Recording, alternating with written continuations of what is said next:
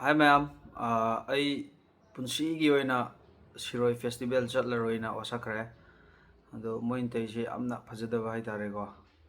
Chatli aidi punsi lambi panthungi khalude aidi wakhalda pukningi apamba puduna thang li khong thang chok thaba leitana aigi manglan gi tai bangda chatli aidi punsi lambi panthungi khalude aidi wakhalda pukningi apamba puduna thang li khong thang chok thaba leitana aigi manglan gi tai bangda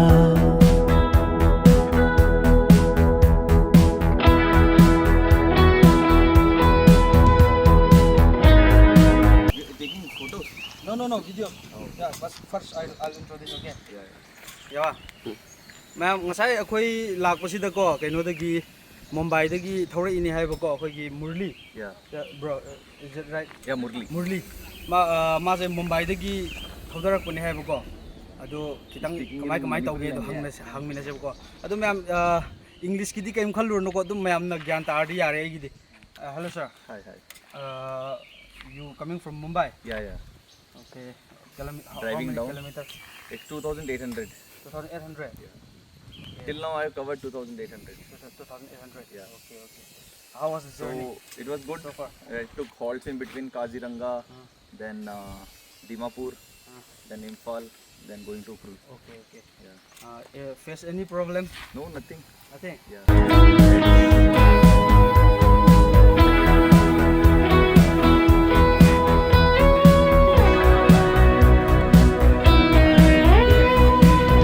awanungai na punsini nogmadi taibang suthadokhini karigi awaba wari na oi haluni aigi mapo Ay, kuko atum vampiro. ꯊꯨꯝꯃꯣꯏꯗ ꯑꯦ ꯊꯨꯝꯒꯅꯤ ꯑꯗꯣ ꯑꯩꯗꯤ ꯄꯥꯝꯗꯦ ꯈꯔ ꯁꯤꯟꯕꯗꯨꯅꯦ ꯑꯩꯅ ꯄꯥꯝꯕꯁꯦ Plum. ꯀꯩꯐꯨ ꯇꯪꯕ ꯆꯠꯂꯨ ꯉꯥ ꯈꯔꯁꯤ ꯀꯥꯏꯅꯤ ꯃꯣꯃꯣ ꯊꯨꯝꯃꯦ Ma'am, 1 tawru paisa thiri ni. Hoi, 20 maga hanbiro. Sumedidi. Thank you. ꯑꯁꯤꯗ ꯒꯦꯡꯁꯇꯔ ꯑꯃ ꯏꯟꯖꯥꯡ ꯅꯥꯄꯤ ꯂꯩꯔꯤꯌꯦ Udra. ꯌꯨꯝꯗꯗꯤ ꯒꯨꯟꯗꯥ ꯑꯣꯏ ꯌꯥꯗꯕꯗꯣ ꯃꯇꯣꯟꯗ ꯊꯣꯡꯕ ꯆꯥꯗ ꯌꯥꯗꯕꯗꯣ ꯑꯗꯨꯗꯤ ꯎꯄꯥꯏ ꯂꯩꯇꯕꯗꯨꯅꯦꯕ Adu naiju naiye brother. Ko. nogmadi taibang suthadokhini Ma'am yauri.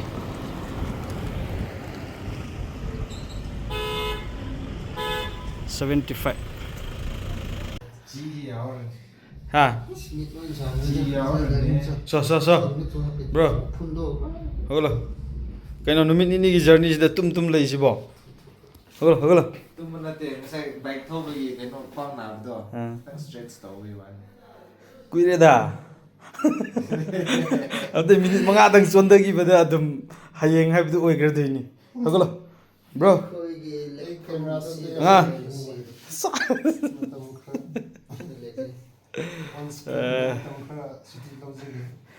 Siroi lili gi meaning khangdabasing aina horen kokodagi akapu marol da akoina yam details hoina ai tawjarakani ko ma'am. Hogolo. Hey. Minute manga chondagi da adum plan lai soiramle. Adai songa. Hogolo. Hoje akhoi ahan basat tuise t-shirt hana leirani. Boxing ground da t-shirt hana leirani aduga miss Siroi yengani mathangda Siroi kagadaba.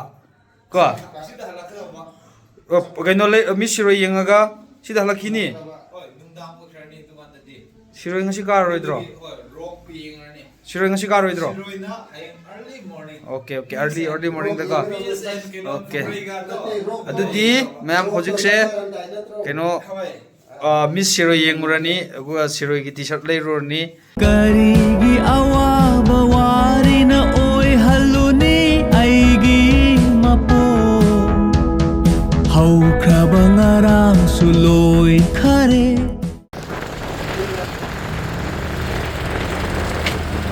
Wow. Welcome to Sirok.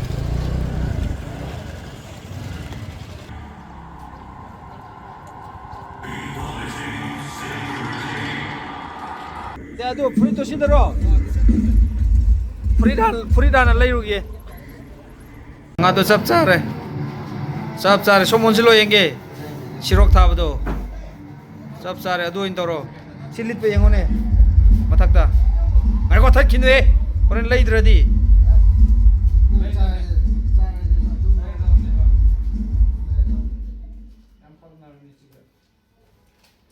Bazaar, aduh toro. Aduh toro. Aku yum handri bagi पैसा पुथोक दो मी दो मांद्रो हाँ शिरोक लोइद्री फाव पैसा पुथोक दो मी मांद्रो सकतो yang one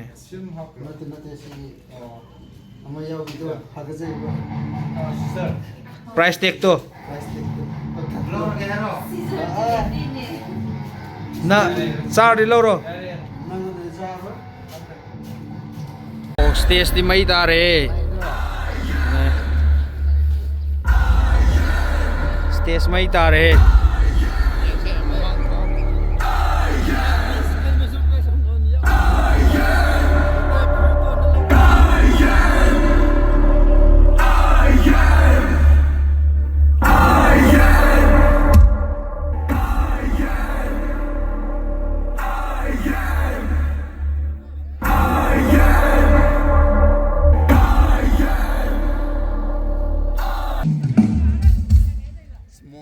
foto ra de phone abai jo ai thila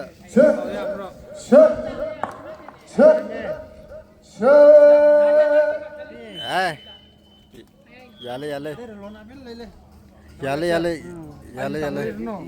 mayam sound system to amte yengo ko ai ulake tem te yengo ne ba imoi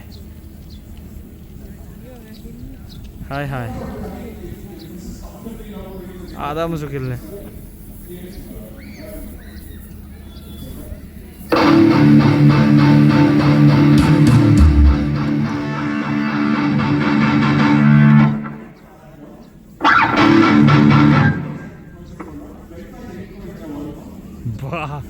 वाह ma'am हौजिकती अखोई सिरोई विलेज ता कापथरनी को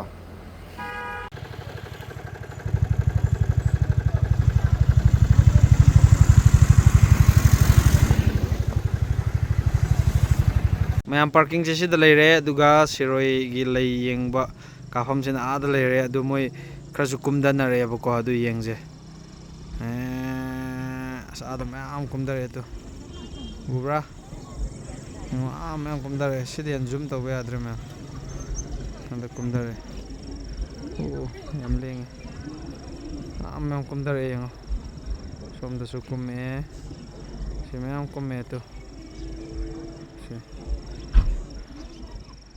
Dudi mayam ngasi di car roi khoi di mayam akoi ngasi di car roi hayeng oina car ni boko ngasi di ka basu yadre haye theng su theng gram na yauraga halak pada theng su theng ani boko ado hayeng oina car ni adu hayeng oina uchara ge mayam kumdan na rai hojik se o siroi karu rabo nongai bro चला दुईने कहीं नु खंग दे इन खुमी से सिरोई कारू रबो ले सभी नुंगाई bro फरे अंकुल की muffler हम हफ्सिल ले माना मल लोकल सागे खल ले मा अंकुल लमदा लापने ना हाँ खरा वाव ने आम किसान नबी दो माने मान 미스티시도 칸라도 말래. 살로 영어시라 씨. 자고 자세. 좀 자기지. 아저씨 영어시라. 좀 자기지. 예? 하나. 하나 영시지. 좀 자세다. 야들아 왜 내지? 와우. 싫어도 진짜 빠 이나 샤브니네. 그냥 마시기 미스 유니버스. 예. 미스. 야니. 그냥 마시기 미스 로이. 시다 칼라니. 너무 아주 이 버전 장난거니 해. 어디더라? 브로커피 오이즈닝 그래다. 1, 2, 3. Yes. 야래. Wait. Say hi. Hello there. Hi. Hi. Have fun at the festival. Okay, thank you. Hello, bro. Yo, what's up? How Hi, are you? ma'am Sikang, bro. Brother. Welcome to Shiroi. Brother Rungsong. Yes. Rungsong. Songashim. You can call me Rungsong. Manipuri. Karakangi. Okay, I don't speak English very well. Oh, That's okay, right. yeah. Sorry, ma'am, brother Rungsong Tengnare. Yes. No, you follow it. Natin Technopole District. Okay, Technopole District. Maring. Maring. Let's take selfie one. Okay. Yeah. YouTuber anang siya. Hoy. Ramsuma. Subscribe to what's your name? Ramsuma. Ramsuma. Subscribe to Ramsuma. Thank you, yeah. Okay. Yeah. Thank you. Very famous YouTube. I didn't Wow. know, but he is a very famous YouTube. So But please support and okay. subscribe to him as well. Ramsuma. And Okay. subscribe to Ramsuma. Yeah. Ma'am Sik, brother model thengnare ngasidi aduma Manipuri yam kana khangdre adu kon adum thengnar wari sajara Yeah. adu photo am ta kapke ka che hoi maitai ro kai de gino thank you adu kai de no Yang tôi nó ủ vậy. lam do Ai thì tao yêu cùng bạn. Oh, tagyal ke no Sagolban. Iroi semba. Sagolban. ITI le bito. ITI. college sam le bido College le bito. Tagyal ITI. Oriental college Sagolban da yang atane je koi han gi doira Ngasi di leirani. ngasi sida lai ni okay Samsai de leiba. enjoy to ro okay tagyal de le me asu je ma khai le me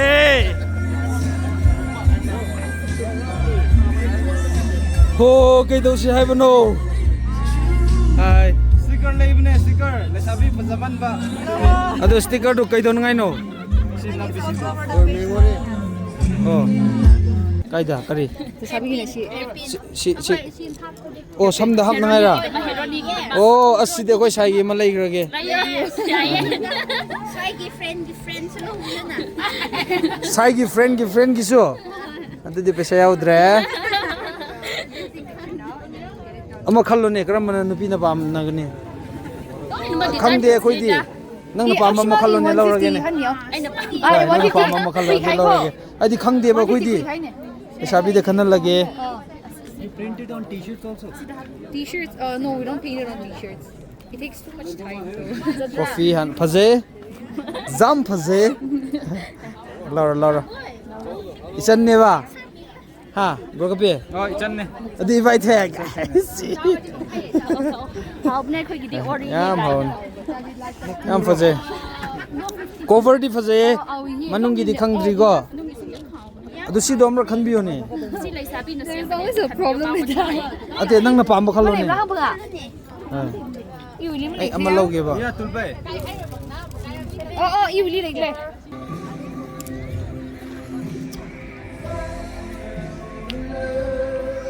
for a lifetime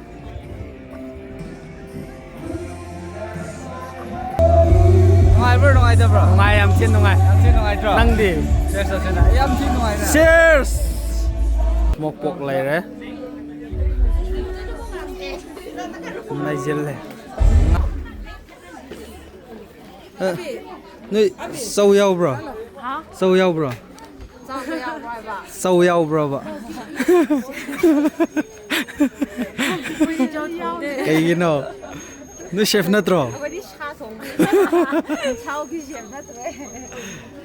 Ada sâu yao de plate mari khata piro Hayang hanji thongbi si shiro loira ga. cái gì nó Dia ko station ki ne ba. nơi chef na tro si hotel na ta bro Si chef ka. Tangkulo no eh. Ha. Oh, loy na tangkulo. 3 tangku, 1 chiru, 1 mete, and 1 yang mete. Oh, no, sige kari gino. She chef competition, cooking competition. Adu cooking competition do cooking di yaw da bro. Cooking loy kre, the result declare down ngai state. Oh. Noi namani tangkul ko. Kari khundagi. Bihar dagi na. Ha. Aina nongdam dagi mana jam hai dagi. Nagi kondo sa lagi. Ukrol. Oh. Okay. Adu horen ye result yengagi ko. Result yengagi ba. Hojik torni ko. Okay. All the best. Oh, kari thongge. I actually made pork and grilled pineapple with a sauce. Oh, kenogi kai dino. I thanga dagi. Thanga omirang. Okay, all the best. Nagi result thok tri ko. Yes. Horen yengagi ko. Thank you, ma'am. Oi, noi plug all the best. Horen result yengagi ko. Okay. Oi. Ram Suma. Oh, bye.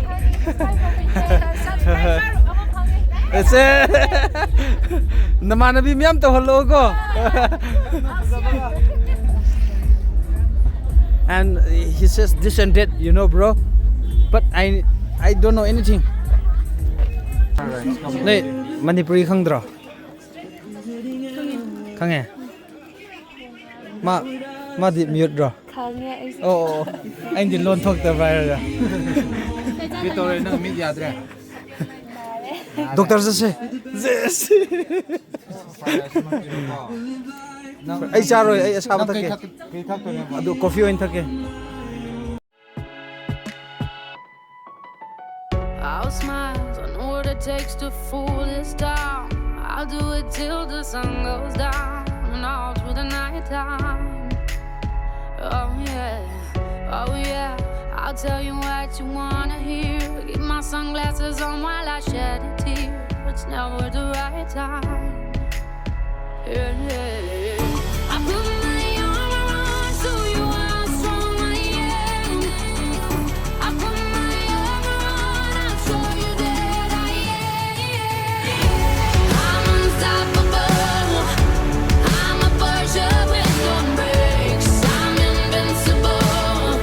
Yeah, I win every single game.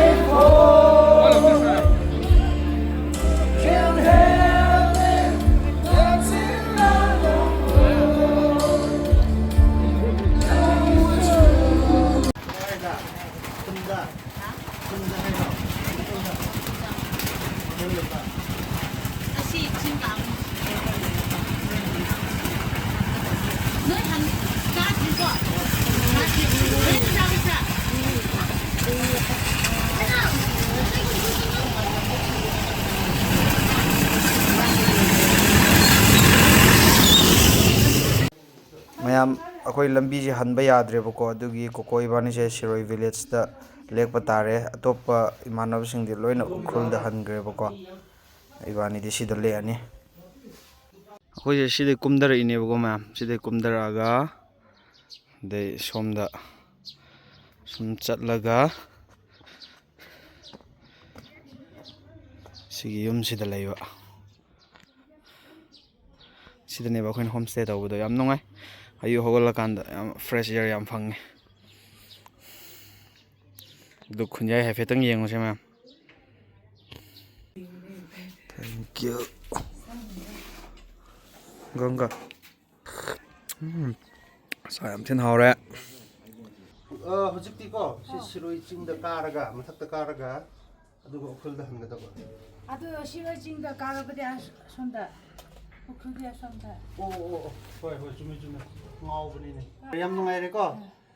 Yam nungai re. Chalage. Thawi gonti ko nungai. Let's go. ꯍꯥ ꯀꯥꯔꯤ ꯃꯊꯛꯇ ꯂꯝꯕꯤ ꯃꯄꯥꯟꯗ ꯑꯪꯀꯗꯨꯕꯤ ꯂꯥꯜꯂꯦ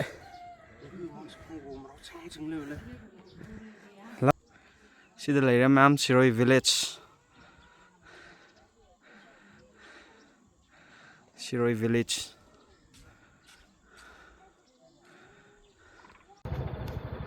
Sina Church Lambi. Church ki view.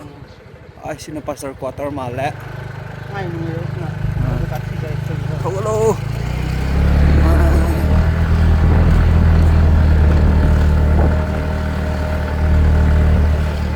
Oh, okay. Wow.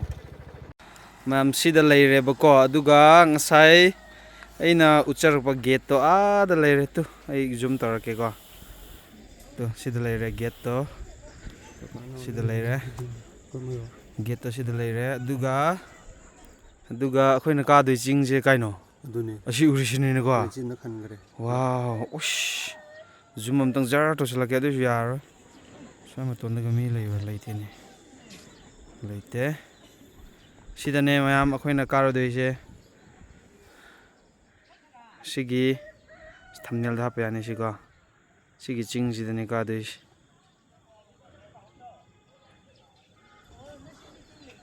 okay somda yang sego wow church compound yam tin nungai sidi am tin nungai Shiroi village क्या वाले फंग रहे kilometres 30 minutes है राइट 30 minutes है जिला आदि लाओ समझोस लो अदुसु लंबी दो क्या नुंगाई बा ओ फंग रही चट पे दम नुंगाई रमने यामना नुंगाई खुंज सिदा wow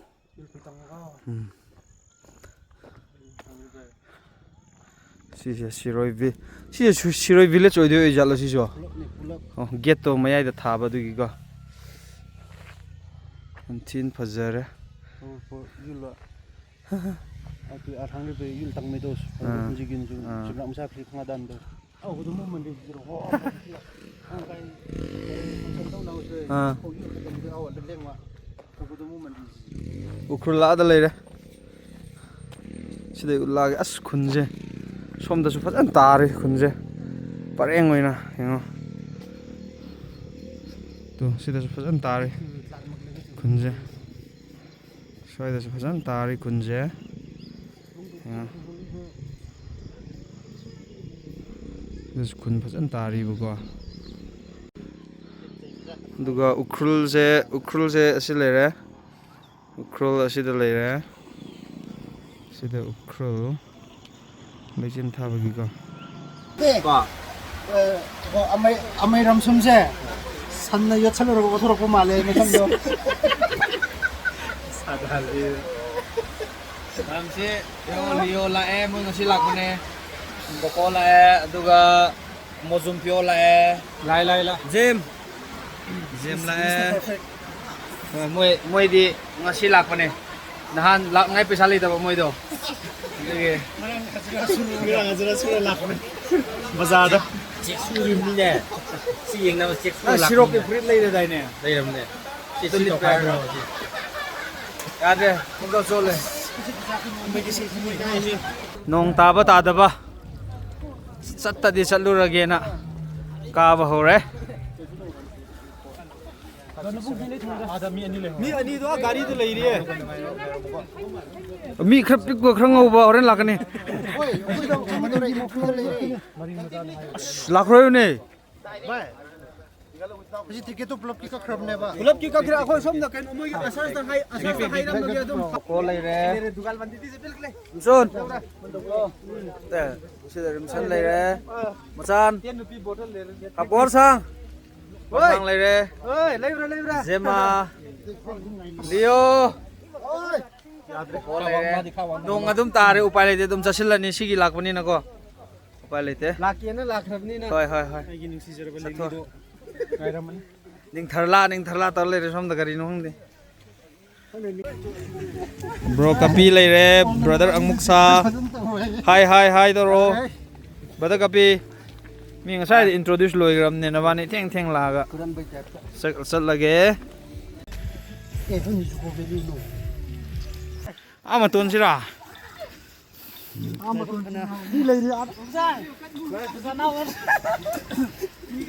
Ada le mi.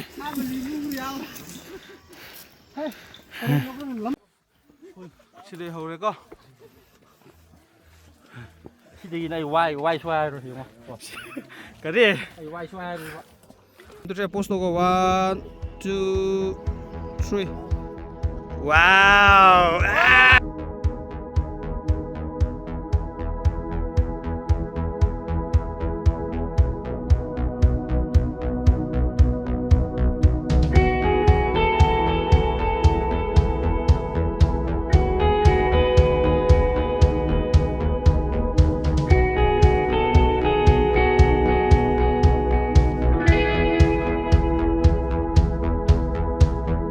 Chatli aidi punsi lambi panthungi khalude aidi wakhalda pukningi apamba puduna thang likhong thang chok thabalai tana aigi manglangi tai bangda Chatli aidi punsi lambi panthungi khalude aidi wakhalda pukningi apamba puduna thang likhong thang chok thabalai tana aigi manglangi tai bangda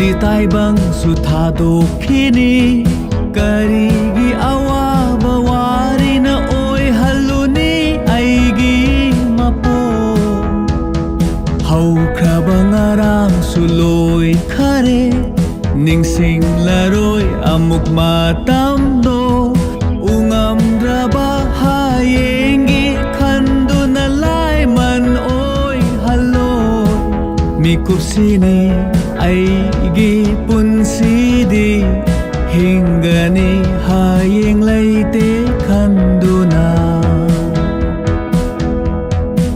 nungai ra tan thagi sai hekta sakhini aidi aigi isai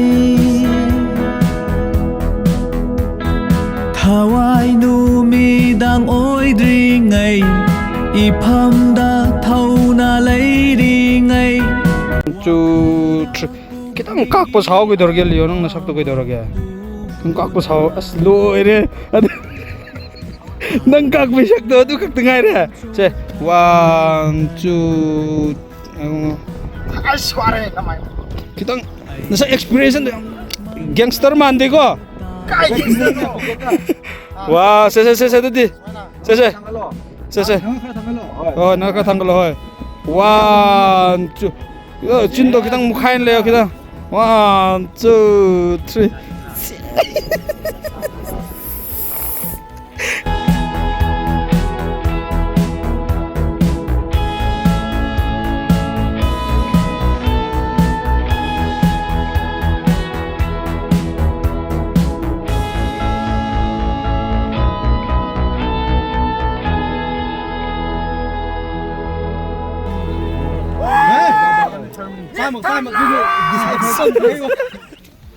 이게 पानी हो गया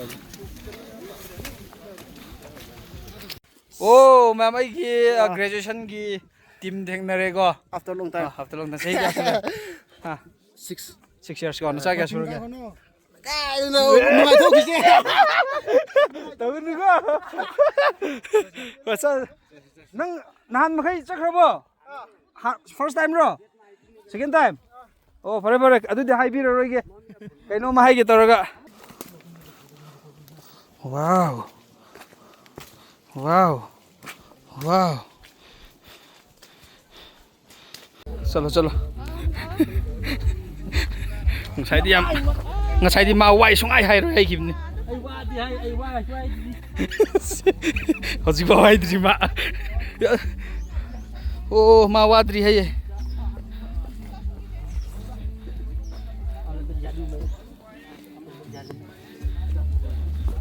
konong wadri kundo patun tiap ya nang wadri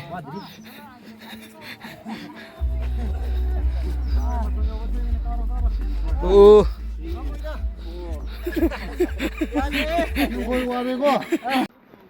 akhoi sungwa wadri hai banu pa je ko step chonga mukti singre sat padagi ma step chonga mukti singram ne wada bi ne basi aduna karam step no aduna karam step no nangonda ko ngasigi best experience nangonda phojaba amtang di hoy awa mane chume awa experience to ina tra awa di experience man tawre adu boy wai su hai roi wa bai limit che yaure ba ai ge wa di ne suang khangoi adun ai wa de kana thas de no wa de mane leo lap ka mini di khang ni what's your experience decide there come decide Jam thiên ware nungai re. As ma khong di aduna siroi se amuka lakhi ge haina wakhanda lakpudi adu ka budi. nangre rok nong nungai bu khatani sa nong sa ge be ni ne ai wa di wa ai wa da se horin dang ulak ke si rok da haya ai lotion biro hey kanano give up to give du mo say experience am dai bira mo kai fawe I'm speechless ha kai fawe yo date nang na ka bangam gi dri se kari khalak be no wara bai hai to yaudre isingi magundo ching thak le di khange ba mayam khang isingi magun kam lei khangni ngadi ne ching thak kar yang bio wahai am ta di tham boira munra Masidi chusum baze. Chusum bami ki type ta English ngange ba ju ching thak ta. Aglen maza na khang ko. nang han ba di am thu gi da tan na bu gan nang hau di da It was quite a journey. yeah I enjoy a lot.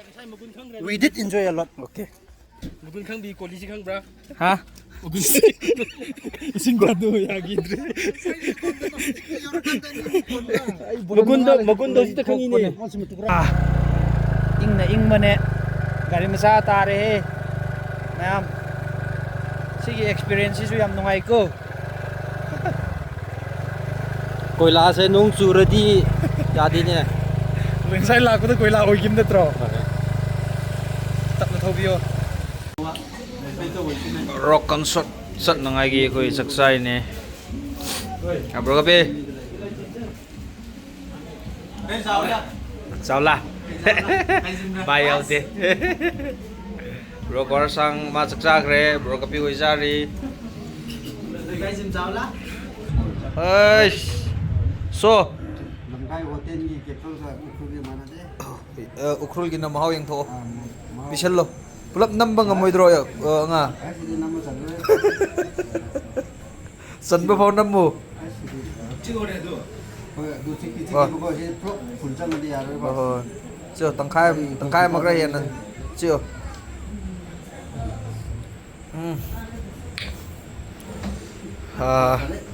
itaw gina kitang tanggat piro na smais na dal kaya tot khai bini mi ꯑꯣ ꯑꯣꯛꯁꯥꯗꯣ ꯅꯠꯇꯦ ꯀꯩꯅꯣꯗꯣ ꯊꯨꯝꯂꯛꯄ꯭ꯔꯣ ꯌꯥꯏꯀꯣ ꯈꯔꯇꯪꯗꯤ ꯃꯇꯤꯗꯣ ꯌꯥꯗ꯭ꯔꯕ ꯁꯦ ꯌꯦꯡꯒꯦ ꯑꯝꯇ ꯊꯥꯡꯒꯠꯂꯣ ꯃꯇꯤꯗꯣ ꯌꯥꯗ꯭ꯔꯦ ꯑꯗꯨꯅ ꯃꯤꯇꯤ ꯌꯥꯝ ꯌꯥꯏꯌꯦ ꯃꯇꯤ ꯌꯥꯗꯦ ꯌꯦꯡꯒꯦ ꯉꯥꯏꯌꯣ ꯑꯁ ꯃꯁꯤ ꯃꯥꯏ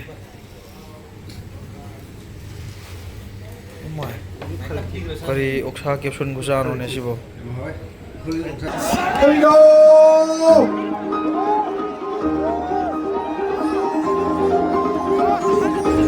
Take me to the right, I will pass the wind between our fingers.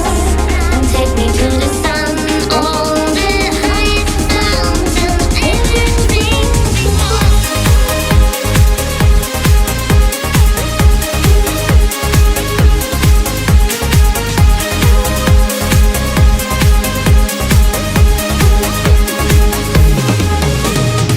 दुनिया की बातें बातें छोड़ के ꯐꯩꯡ ꯂꯨꯇꯪ ꯃꯥꯜꯂꯤ ꯎꯈ꯭ꯔꯨꯜꯗꯩ ꯑꯩꯈꯣꯏ ꯍꯧꯖꯤꯛ ꯍꯜꯂꯅꯤ ꯑꯩꯈꯣꯏ ꯏꯌꯥꯝꯕꯒꯤ ꯃꯣꯖꯥꯁꯦ ꯁꯤꯔꯣꯛꯀꯤꯔꯣ ꯀꯌꯥ ꯄꯤꯒꯦ ꯍꯥ ꯃꯆꯨꯁꯨ ꯃꯥꯟꯅꯗꯦꯅꯦ ꯁꯤꯗꯩ ꯈꯣꯡꯎꯞ ꯍꯥꯞꯆꯤꯟꯈ꯭ꯔꯅꯤ ꯅꯠꯇ꯭ꯔꯥ ꯈꯣꯡꯎꯞꯀꯥꯁꯨ ꯂꯣꯏ ꯂꯣꯏꯔꯕꯅꯤ ꯁꯨꯝ ꯆꯥꯏ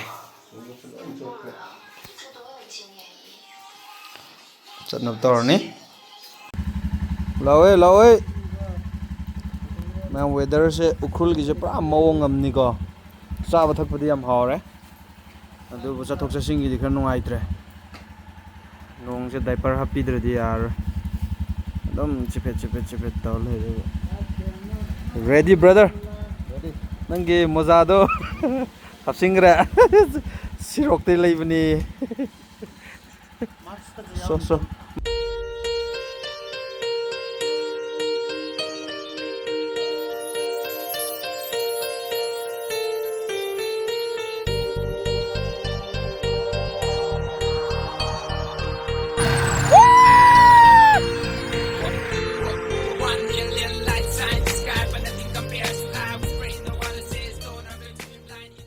ꯑꯩ ꯄꯨꯟꯁꯤꯒꯤ ꯑꯣꯏꯅ ꯁꯤꯔꯣꯏ ꯐꯦꯁꯇꯤꯚꯦꯜ ꯆꯠꯂꯔꯣꯏꯅ ꯋꯥꯁꯛꯈ꯭ꯔꯦ ꯑꯗꯣ ꯃꯣꯏꯅ ꯇꯧꯔꯤꯁꯦ ꯌꯥꯝꯅ ꯐꯖꯗꯕ ꯍꯥꯏꯇꯥꯔꯦꯀꯣ ꯀꯃꯥꯏꯅ ꯇꯧꯕꯅꯣ ꯍꯥꯏ ꯀꯥꯟꯗ ꯑꯩꯈꯣꯏꯁꯦ ꯕꯥꯏꯛꯇ ꯂꯥꯛꯄꯅꯦꯕ ꯑꯩꯈꯣꯏ ꯒꯥꯔꯤ ꯃꯆꯥꯗ ꯂꯥꯛꯑꯦ ꯒꯥꯔꯤ ꯃꯆꯥꯗ ꯑꯩꯈꯣꯏ ꯂꯝꯕꯤꯗꯨꯁꯨ ꯐꯠꯇꯕꯅꯤꯅ ꯄꯨꯔꯥ ꯀꯩ ꯍꯥꯏꯅꯤ ꯎꯐꯨꯟ ꯋꯥꯏꯐꯨꯟꯗꯣ ꯄꯨꯔꯥ ꯃꯥꯏꯁꯦ ꯀꯩꯅꯣ ꯇꯧꯔꯦꯕ ꯄꯨꯔꯥ ꯃꯤ ꯃꯥꯟꯗ꯭ꯔꯦꯕꯀꯣ ꯑꯩꯈꯣꯏ ꯔꯝꯚꯥ ꯒꯦꯠ ꯔꯝꯚꯥ ꯍꯥꯏ ꯃꯥꯜꯂꯦ ꯑꯗꯨꯒꯤ ꯒꯦꯠꯇꯣ ꯌꯧꯔꯀꯥꯟꯗ ꯑꯩꯈꯣꯏꯁꯦ ꯋꯥꯟ ꯇꯧꯕꯩ ꯆꯪꯕꯅꯦꯕ ꯋꯥꯟ ꯇꯧꯕꯩ ꯉꯥꯛꯇꯪ ꯈꯥꯝꯕ ꯑꯗꯨꯗ ꯑꯩꯒꯤ ꯐꯦꯟꯁꯅꯦ ꯍꯥꯏꯕ ꯑꯃ ꯊꯦꯡꯅꯩꯌꯦꯕꯀꯣ ꯃꯥꯅ ꯑꯩꯁꯦ ꯎꯕ ꯃꯥ ꯍꯥꯏꯁꯤ ꯁꯤꯅꯦꯗ ꯄꯨꯔꯥ ꯑꯁ ꯅꯪꯗꯤ ꯌꯥꯝ ꯊꯤꯅ ꯅꯣꯏꯅ ꯑꯁꯦꯡꯕꯗ ꯑꯗꯨꯒ ꯅꯪ ꯐꯤꯜꯇꯔ ꯁꯤꯖꯤꯟꯅꯕ꯭ꯔꯥ ꯁꯤꯅꯦꯕ ꯑꯩꯉꯣꯟꯗ ꯍꯪꯉꯛꯏꯁꯦ ꯃꯥꯅ ꯌꯥꯝꯅ ꯐꯖꯗꯕ ꯍꯥꯏꯇꯥꯔꯦ ꯑꯗꯨꯗ ꯑꯩꯒꯤ ꯄꯨꯔꯥ ꯍꯣꯜ ꯑꯩꯒꯤ ꯁꯤꯔꯣꯏ ꯐꯦꯁꯇꯤꯚꯦꯜꯒꯤ ꯖꯔꯅꯤꯗꯣ ꯄꯨꯔꯥ ꯑꯗꯨꯗ ꯍꯥꯠꯈ꯭ꯔꯦ ꯑꯗꯨꯒꯤ ꯋꯥꯍꯩ ꯑꯃ ꯑꯅꯤꯗꯨꯅꯀꯣ ꯍꯥꯏꯗꯤ ꯑꯩꯈꯣꯏ ꯂꯥꯛꯏꯗꯣ ꯒꯥꯔꯤ ꯑꯆꯧꯕ ꯅꯠꯇꯦ ꯒꯥꯔꯤ ꯃꯆꯥꯅꯤꯀꯣ ꯑꯗꯨꯝ ꯈꯪꯉꯤꯗꯨꯅꯤ ꯑꯗꯨꯝ ꯍꯧꯖꯤꯛ ꯑꯩꯁꯦ ꯐꯤꯜꯇꯔ ꯀꯩꯁꯨ ꯍꯥꯞꯇꯦꯕꯀꯣ ꯁꯛꯁꯦ ꯑꯗꯨꯝ ꯌꯦꯡꯉꯣꯕ ꯑꯗꯣ ꯃꯥ ꯍꯥꯏꯔꯛꯄꯗꯣ ꯈꯤꯇꯪ ꯋꯥꯗꯣ ꯌꯦꯡꯉ ꯉꯥꯡꯍꯟꯅꯤꯡꯕ ꯍꯥꯏꯇꯥꯔꯦ ꯃꯨꯠꯇꯣ ꯄꯨꯔꯥ ꯍꯥꯠꯈ꯭ꯔꯦꯕ ꯑꯗꯨꯗꯤ ꯑꯩ ꯁꯤꯔꯣꯏ ꯆꯠꯂꯔꯣꯏ ꯈꯟꯈ꯭ꯔꯕꯅꯤ ꯑꯗꯨꯕꯨ ꯑꯩ ꯅꯨꯡꯉꯥꯏꯇ ꯑꯗꯨꯝ ꯅꯨꯡꯉꯥꯏꯊꯣꯛꯎꯔꯦ ꯑꯗꯨ ꯃꯌꯥꯝ ꯚꯤꯗꯤꯑꯣꯁꯦ ꯂꯣꯏꯐꯥꯎ ꯌꯦꯡꯕꯤꯕꯒꯤꯗꯃꯛꯇ ꯃꯌꯥꯝꯕꯨ ꯊꯥꯒꯠꯆꯔꯤ ꯅꯦꯛꯁ ꯕ꯭ꯂꯣꯛꯇ ꯑꯃꯨꯛ ꯊꯦꯡꯅꯔꯁꯤ